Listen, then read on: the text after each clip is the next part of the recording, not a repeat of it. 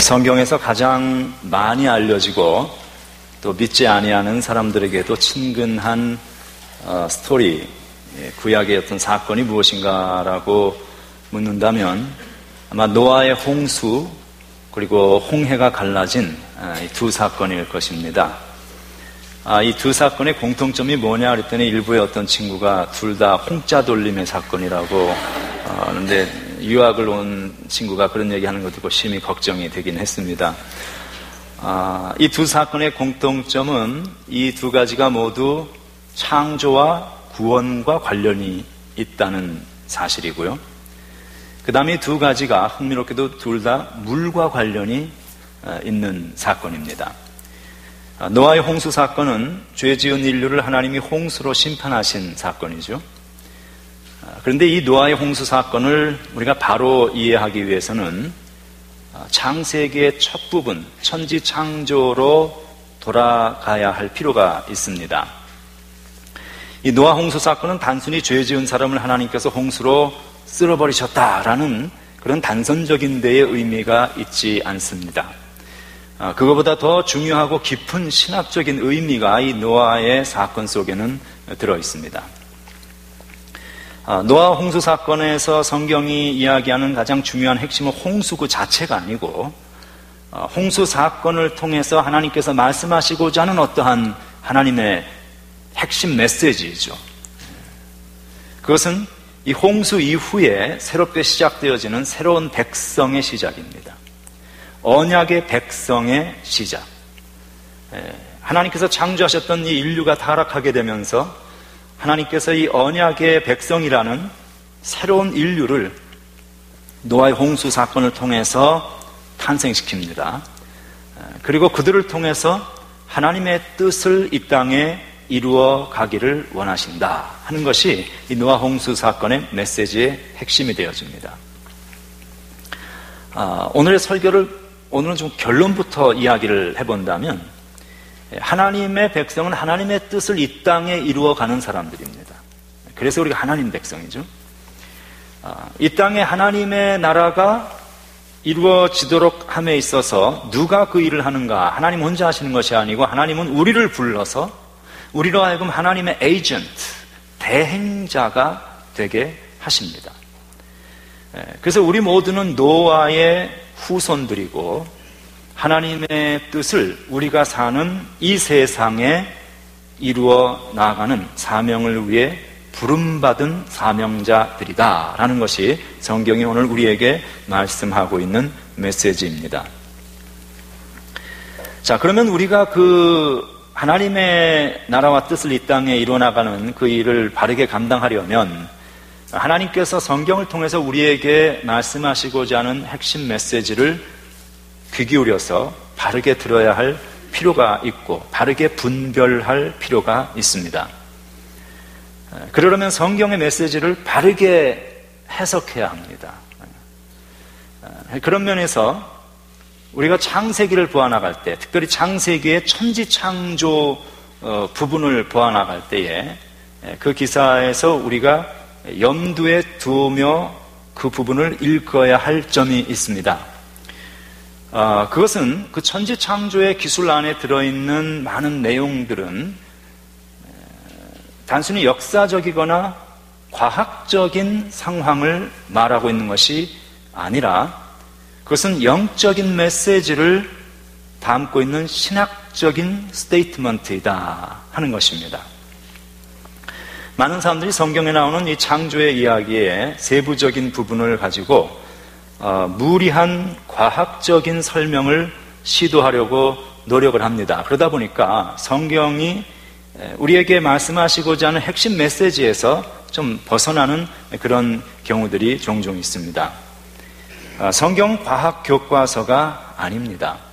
과학을 우리에게 말하고자 하는 것이 아니고 하나님께서 인류에게 전하시고자 하는 하나님의 신적인 메시지, 디바인 메시지를 인간의 언어로 기록해 놓은 것입니다. 그러니까 하늘에서 하나님이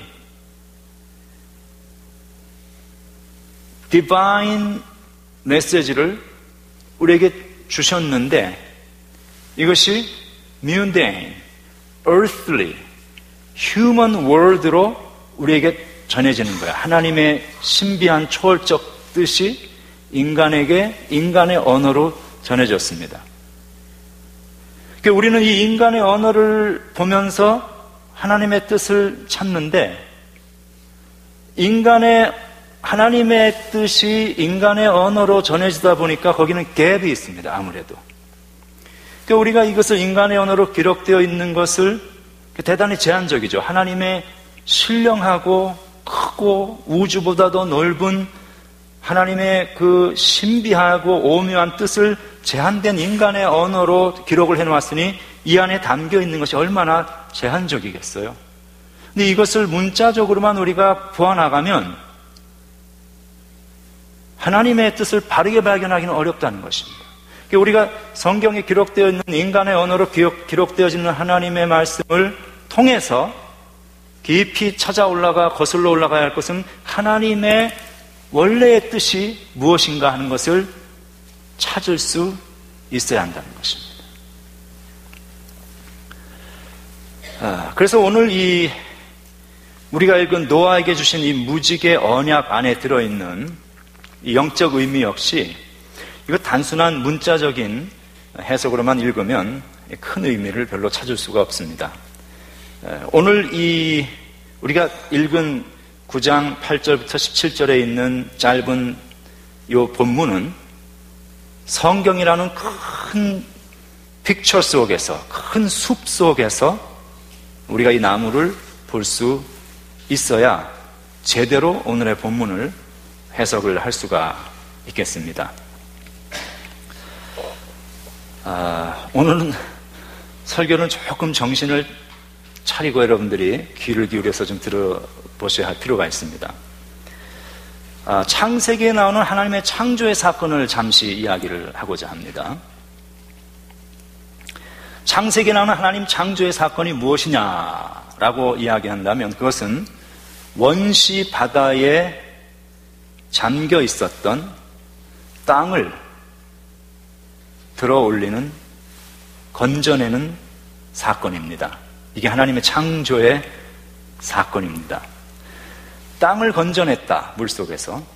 여기서 이 건졌다 하는 말은 성경에서 항상 구원한다, deliverance라는 말과 상통되어지는 단어입니다.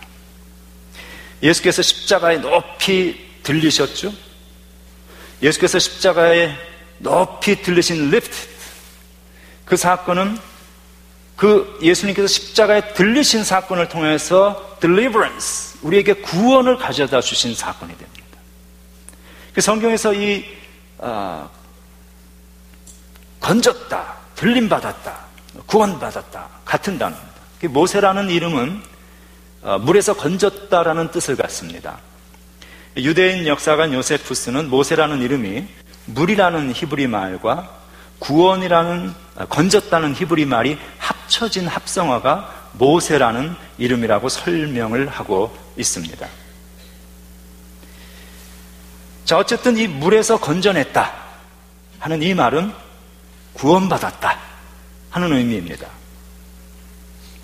그런데 이 창세기 첫 부분에 천지 창조에 나오는 땅의 출현을 우리가 주목해서 볼 필요가 있습니다.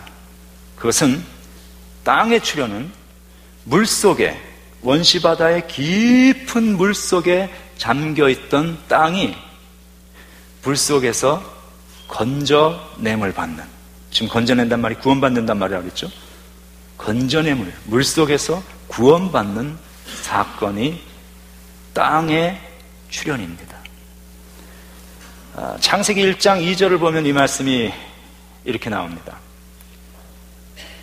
땅이 혼돈하고 공허하며 흑암이 깊음 위에 있었다.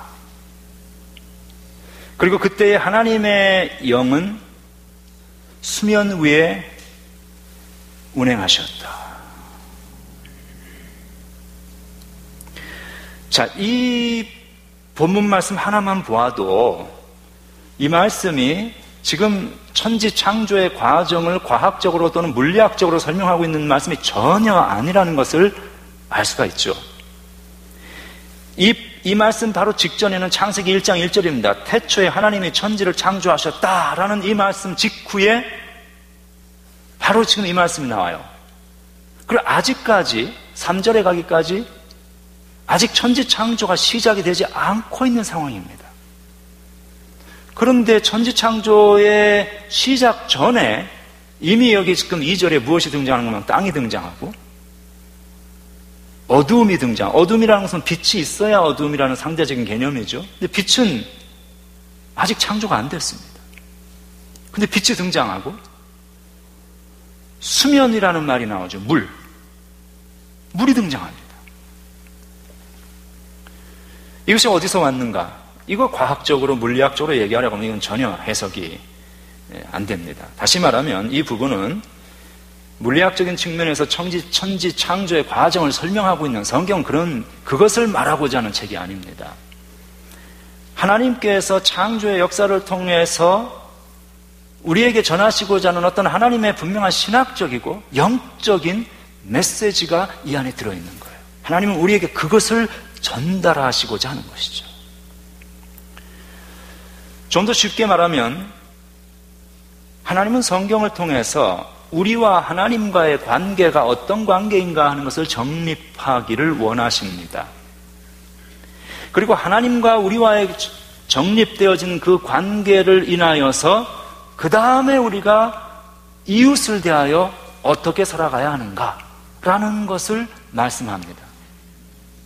인간은 어떤 목적을 위하여 창조되었는가? 그리고 그 목적을 이루기 위하여 우리는 어떻게 살아가야 마땅한가를 말하고 있는 전체의 인생 매뉴얼이 성경입니다.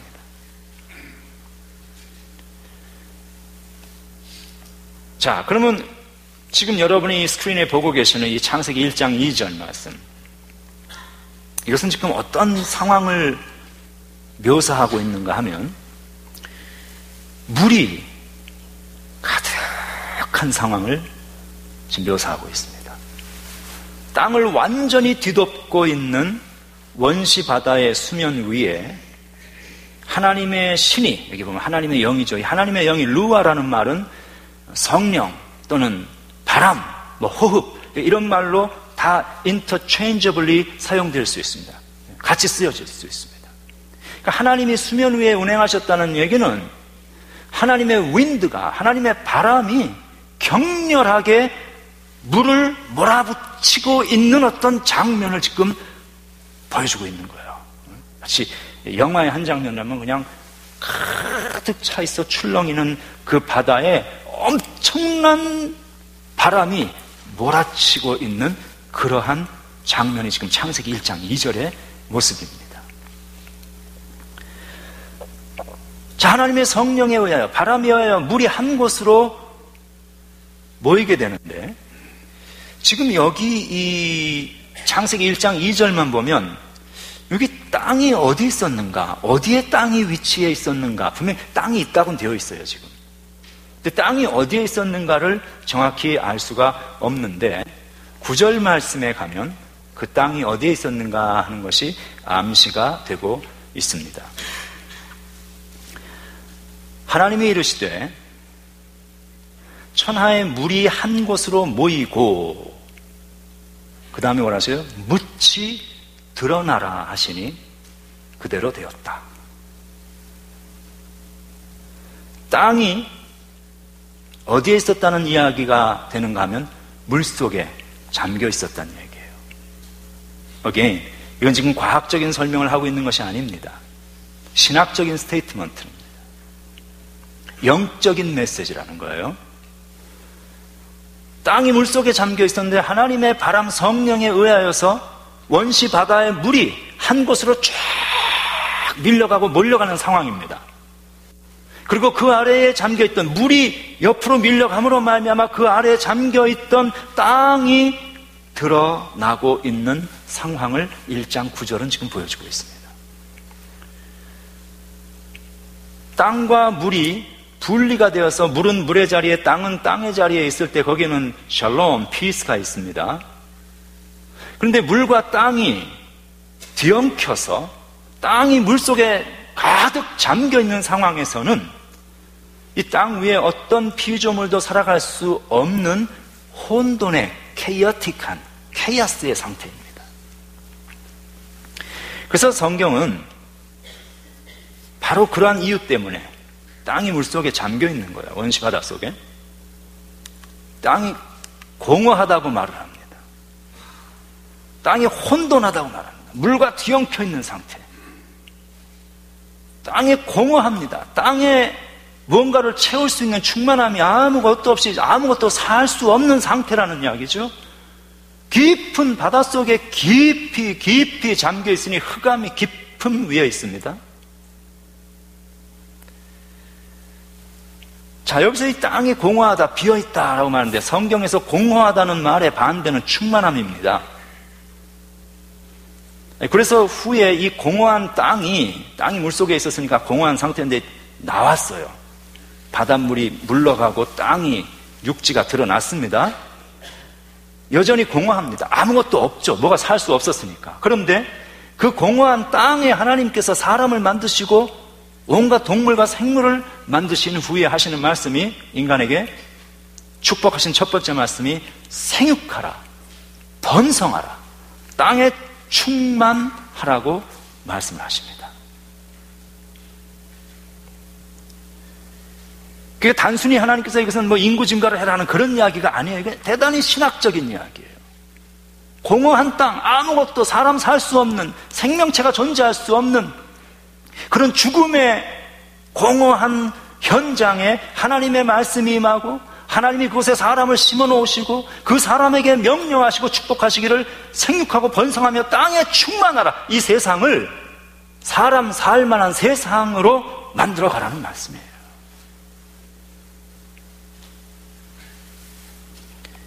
자, 그러나 이 땅이 물속에 잠겨있는 상태는 공허하고 흑암이 깊음에 있고 혼돈입니다. 충만함이 있을 수 없는 상태. 그런데 하나님의 말씀으로 성령의 바람으로 물이 물러가고 묻이 드러납니다. 1장 9절에서 아까 우리가 보았죠. 물에서 건져낸, 아까 얘기했죠. 건져내면 구원이라고 그랬습니다. 이 땅이 드러나는 사건, 땅이 구원받는 사건이 창세기 초두의 천지창조의 사건부터 나타나고 있습니다.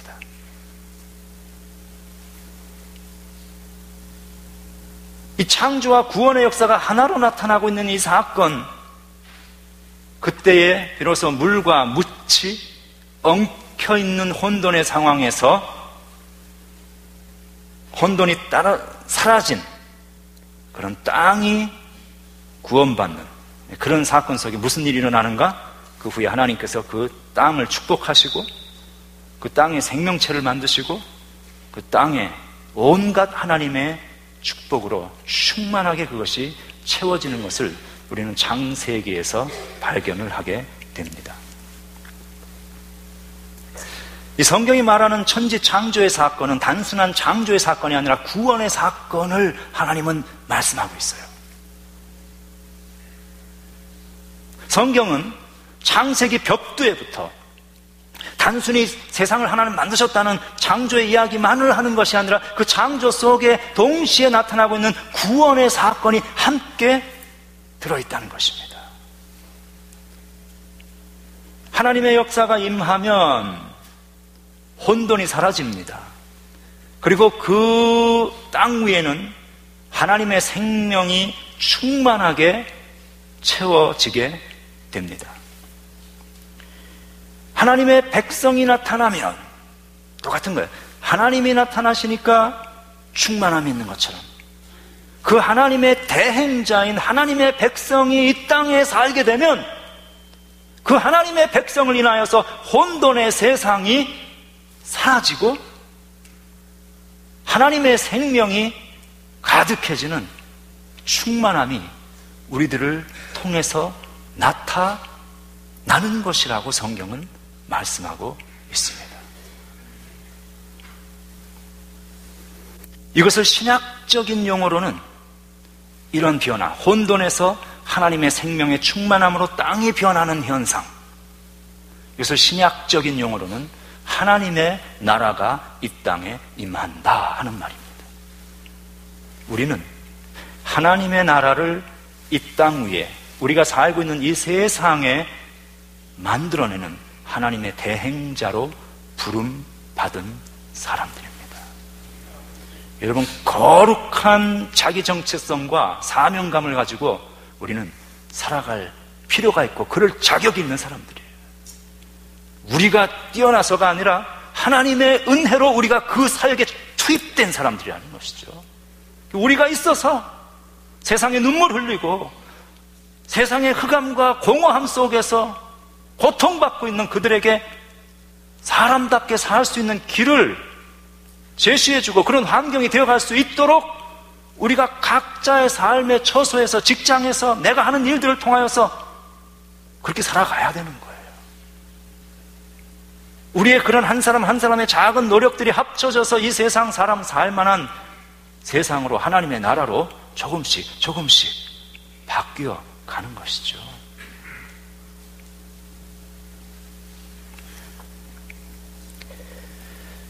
모세의 경우는 이 나일강의 창이란 물 속에서 건져냄을 받은 사람이죠. 건지면 구원이라고 그랬어요. 그러니까 이 모세라는 사람은 창조와 동시에, 생명을 부여받은과 동시에 창조와 동시에 구원을 함께 받은 사람입니다. 그러니까 모세의 인생 속에는 창조, 구원, 이 역사가 함께 들어가 있습니다. 그러니 모세라는 사람은 이 하나님의 백성을 애굽에서 deliverance, 구원해내고, 그 다음에 구원받은 백성이 홍해를 건너서 광야 약속을 땅을 향해서 나갈 때에 새로운 창조, 광야를 사람 살만한 세상으로 바꾸어가고 하나님 땅을 하나님의 땅으로 바꾸어가는 새로운 창조의 역사, 애굽에서의 출애굽에서의 구원, 약속의 땅에서의 새 창조의 역사, 이 일들을 수행해 나가는 가장 적합한 상징적인 인물이 되는 것이죠. 이 노아 홍수의 사건은 홍수 사건 하나만 별개로 보아서는 큰 의미가 없습니다. 자꾸 홍수 얘기만 하고 그런 얘기를 하는데, 이것은 이 창조와 구원의 사건을 염두에 두고 이 홍수 사건을 보아야만 우리가 그 바른 영적인 접근이 가능합니다. 홍수 사건은 땅에 대한, 땅, 그리고 땅 위에 사는 인간과 동물계에 대한 하나님의 심판입니다. 그리고 그 심판의 방법이 어떻게 임했다라고 이야기하는가 하면은 창조의 역사를 리버스 하는 거예요. 창조의 역사는 원시 바다에 잠겨있던 묻이 하나님의 바람이 불어옴으로 물이 물러가고 땅이 드러났다라고 성경이 아까 얘기했죠? 홍수 사건은 이 반대 현상이 나타나는 거예요. 드러났던 그 땅, 그러나 그 땅이 폐괴하고 죄악으로 가득히 채워지니까 그 땅을 다시 물속으로 집어넣는 사건입니다.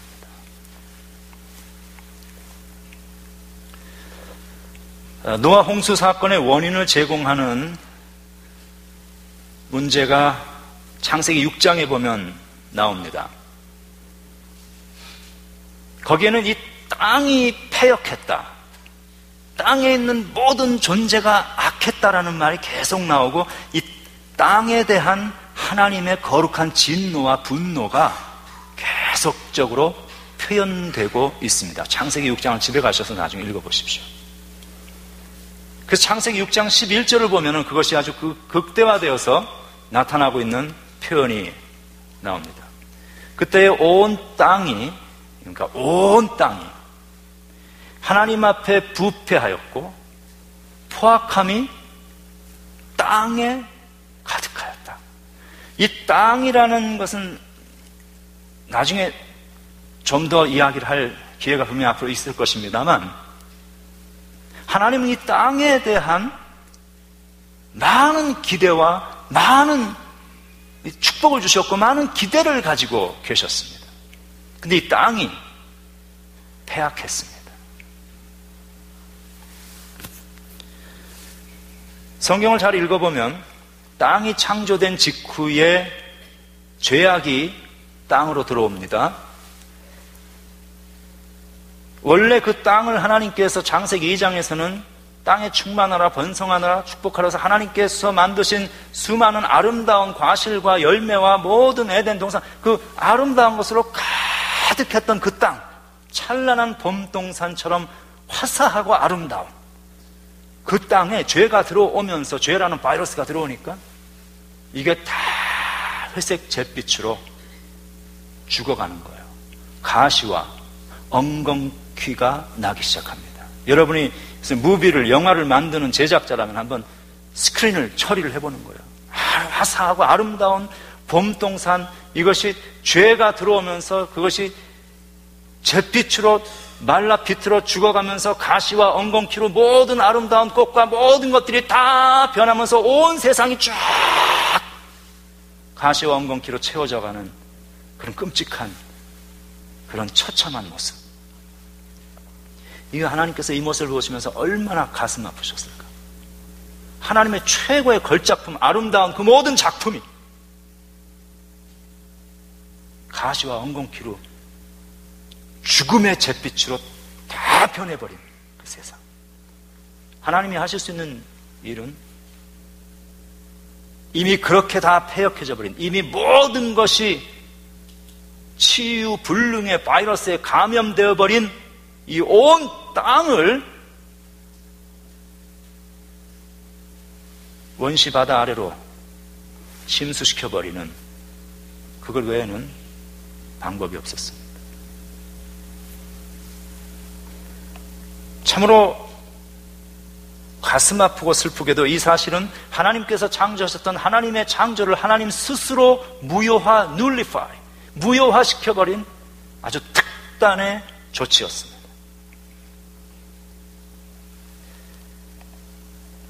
땅이 물속에 다시 잠겨버렸습니다. 그리고 그 물속에 잠겼던 폐역하고 타락한 땅을 물속에 잠김으로써 거기에 있는 모든 죄악된 악의 바이러스가 깨끗하게 사라지게 만드신 그 하나님이 그 물속에 침수되었던 그 물속에서 신음하며 고통하고 있는 그 땅을 다시 건져내는 작업을 하십니다. 그것이 창세기 8장에 나옵니다. 건져낸다, 구원한다는 얘기죠. 창세기 8장 1절에 보면 이런 말씀이 나옵니다. 하나님이 노아와 그와 함께 방주에 있는 모든 들짐승과 가축을 기억하사, 성경에 보면 하나님이 기억하셨다는 이야기는 구원의 시작입니다. 항상 하나님이 그 가축을 기억하사 하나님이 바람을 땅 위에 불게 하심에 물이 줄어들었다. 뭘 하셨어요? 바람을 불게 하셨습니다. 패턴이 같습니다. 창세기에 물속에 원시 바다에 잠겨있던 땅이 묻히 드러나도록 하시기 위해서 하나님이 하셨던 방법은 하나님의 신이, 바람이 수면 위에 운행하시고 격렬하게 그 바닷물결을 치워버리심으로 1장 9절에 본 것처럼 바닷물이 한 곳으로 모여서 다 물러가 버리고 땅이 묻히 드러나는 사건이 나타났죠. 구원의 사건. 이제 이 물속에 잠겨졌던 이 땅을 또다시 하나님께서는 바람을 땅 위에 불게 하사, 성령의 역사입니다. 혼돈의 물이 다시 다 물러가게 하시고 땅이 드러나는 사건이 노아의 홍수에서 다시 나타나고 있습니다. 창조의 반복입니다. 재창조의 사건입니다. 이스라엘이 출애굽을 하여서 구원받은 하나님의 백성이 되는 그 과정 속에도 이 홍해의 물은 모세가 지팡이로 또는 팔을 뻗어서 물러간 것이 아니고, 성경을 잘 보면 하나님께서 밤새도록 동풍을 불게 하셨다.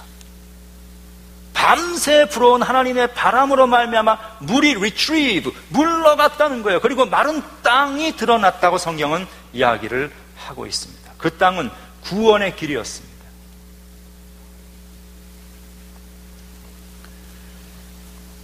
이 세 가지의 사건 속에 일관성 있게 나타나는 하나님은 성령의 역사를 통해서 이 땅의 구원과 창조의 역사를 함께 이루어 나가고 계시는 하나님이라는 거예요. 그리고 하나님은 그 일을 위하여서 우리를 하나님의 대행자로 이 세상에 부르셨다는 거예요. 물속에 잠겨있는 모든 것이 사라진 땅, 다시 올라와서 구원은 받았지만 공허하게 비어있죠. 이제 비어있는 그 땅이 혼돈하고 공허하며 흑암이 깊음 중에 있었던 것이 올라왔어요. 다시 그 땅을 충만하게 채우기 위하여 하나님께서 그 땅을 다시 축복하시는데, 그 하나님의 축복이 정확하게 땅을 처음에 만드신 후에 아담에게 명령하셨던 것과 똑같은 축복이 노아의 홍수 위에 땅을 다시 deliverance, 구원하신 후에 거기 있는 노아에게, 아담에게 주셨던 정확히 똑같은 축복과 명령을 주고 계십니다. 그것은 창세기 9장 1절에 나타납니다. 하나님이 노아와 그 아들들에게 복을 주시며 그들에게 이르시되 생육하고 번성하여 땅에 충만하라고 말씀하십니다. 정확히 같은 패턴입니다. 천지 창조의 패턴과 노아의 홍수. 자, 그리고 오늘 본문이 나오는 거예요. 오늘 본문은 하나님께서 이 새 창조를 시작하신 노아의 후손에게 주시는 축복의 절정으로서의 하나님의 언약의 확인입니다. 오늘 본문은 하나님께서 노아와 그 후손, 누구예요? 우리들입니다. 노아와 우리들, 그리고 땅 위의 모든 생물들에게 주신 언약이 나오고 있는데, 그 언약의 내용이 뭐냐? 한마디로 이야기하면 내가 피조 세계를 보존하겠다는 말씀입니다. 이 세상을 보존하겠다.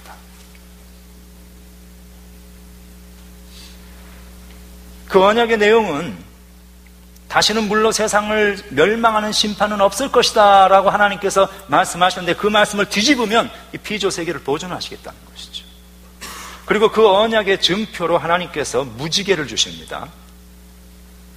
13절에 보면 내가 내 무지개를 구름 속에 두었나니 이것이 나와 세상 사이의 언약의 증거다라고 말씀을 하십니다.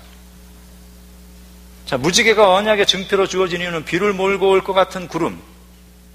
여러분, 그 홍수를 한번 경험했던 사람들은 구름만 몰려오면 아마 히스테리컬한 반응이 있을 거예요. 비가 또 오는구나.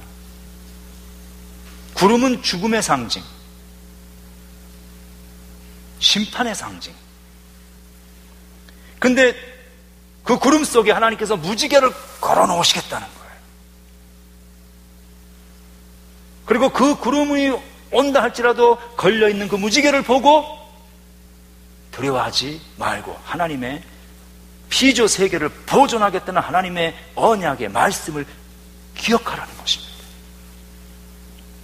피조 세계를 보존하겠다 하는 말을 우리가 이거 큰 우주 그리고 지상에 있는 모든 생명체에게만 해당되는 그 큰 차원이 아니라 이걸 줄여서 그래서 적용시켜서 오다 보면은 나예요.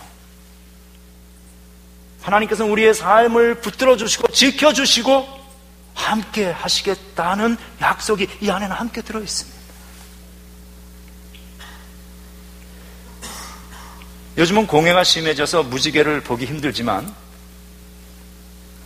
공해가 없는 곳에 구름은 햇빛과 함께 항상 무지개를 수반합니다. 그럼 왜 무지개인가? 하나님이 빨주노초 파남보 가시광선을 특별히 좋아하셔서 무지개인가? 무지개가 뭡니까? 무지개는 영어로 레인보우입니다. 레인보우. 레인보우가 뭡니까? 비가 올 때 생기는 보우예요. 보우가 뭡니까? 활입니다. 보우. 레인보우는 빛 속에서 생기는 활이에요. 물과 활이 합쳐진 것이 레인보우입니다. 고대 시대의 활이라는 것은 사람들은 한 번 들으면 아는 거예요. 무엇인지. 그건 무기입니다. 웨폰입니다. 공격용 무기입니다. 이것은 무엇을 상징하는 거면 패역한 땅을 향한 하나님의 거룩한 분노와 진노를 드러내는 하나님의 공격용, 하나님의 거룩한 공격. 이게 보호입니다. 하나님의 공격을 상징하는 무기인데, 이 하나님께서 심판에 물이 수반되는 구름에 무지개를 걸어두시는 것은 하나님께서 더 이상 그 공격용 무기를, 활을 하나님의 손에 잡지 아니하시고 내려놓으시겠다는 거예요.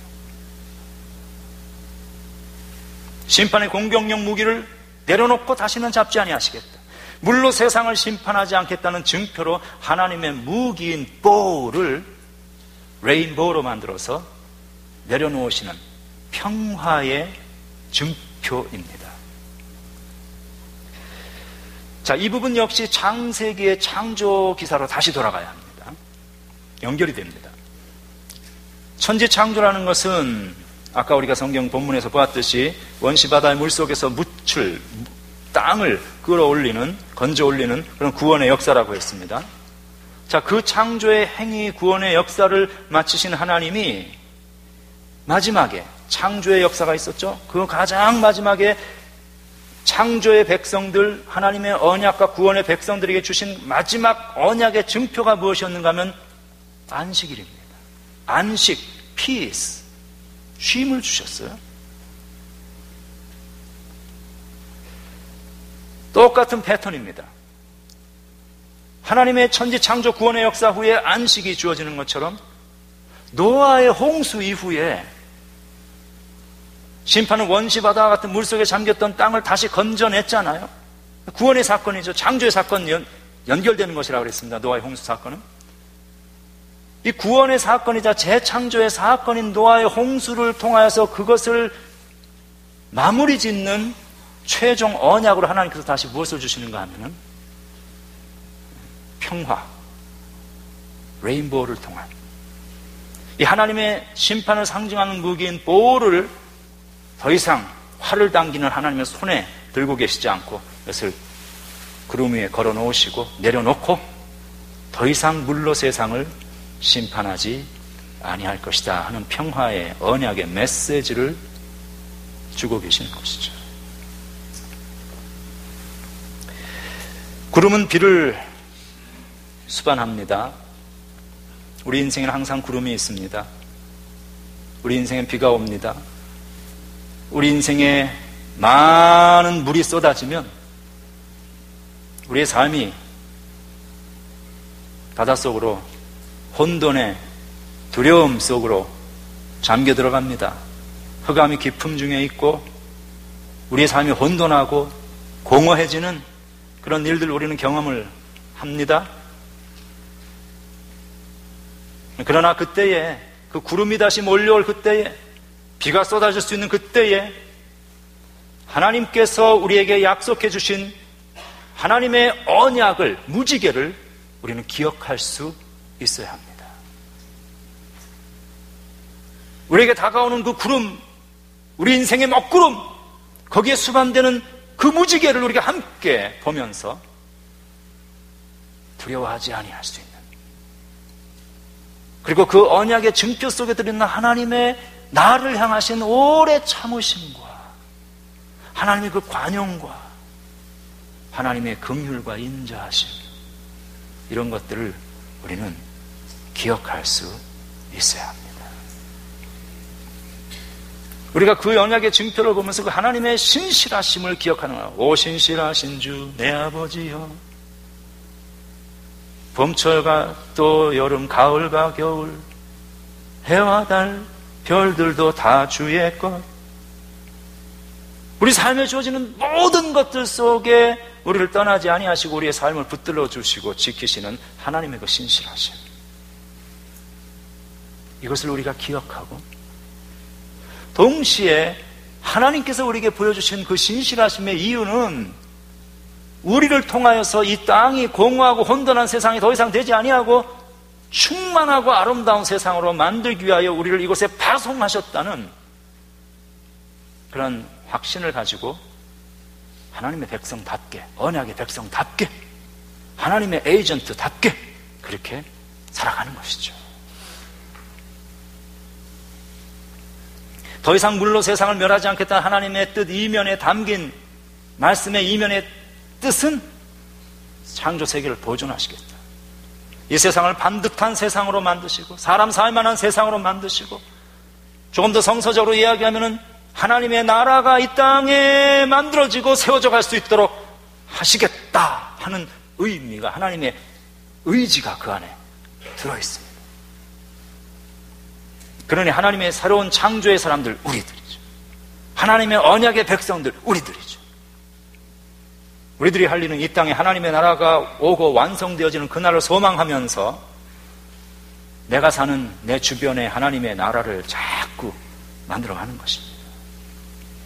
그것이 하나님께서 노아와 그 후손인 우리들에게 주신 무지개 언약의 의미입니다. 그 일을 잘 할 수 있기 위해서 우리는 한 해 경건의 연습 자꾸 하는 거예요. 사순절 동안도 연습하고 사순절 끝나고도 또 연습하고, 그리고 나에게 주신 은사와 재능과 자원과 에너지와 건강과 물질과 시간과 모든 것을 다 사용해서 이겨낸 것도 아니라 하나님께서 내가 가진 이 자원을 통해서 내 주변의 세상을 생육하고 번성하며 온 땅에 충만한 아름다움을, 공허한 땅과 어둠에 있는 땅을 하나님의 나라로 바꾸어가는 그 자원과 에이전트로 나를 부르셨다는 이 거룩한 그리스도인으로서의 정체성과 사명의식을 가지고 우리가 이 한 주도 살아갈 수 있으므로 우리의 삶을 통해서 우리의 삶에 걸어주신 하나님의 언약의 무지개를 주님을 알지 못하는 세상 사람들이 발견할 수 있는 축복의 표정들이 모두 되시길 주의 이름으로 축원합니다. 하나님 감사합니다. 노아의 홍수 사건 속에 들어있는 이 하나님의 창조와 구원의 역사, 그리고 우리를 그 구원의 백성으로 부르셨기에 이제는 하나님의 창조의 역사를 이 세상 속에 지속적으로 이루어 나가는 하나님의 에이전트라는 그런 그 믿음의 재확인을 우리에게 허락해 주심을 감사합니다. 이 한 주간도 우리가 그 하나님 바라보게 하시고 그 하나님의 무지개 언약을 기억하게 하시고 나의 삶에 걸려있는 그 무지개 언약을 나를 보고 있는 세상 주변의 사람들, 이웃들이 또한 발견하게 할 수 있는 축복의 통로 우리 모두 되게 하여 주시옵소서. 예수님 이름으로 기도합니다. 아멘.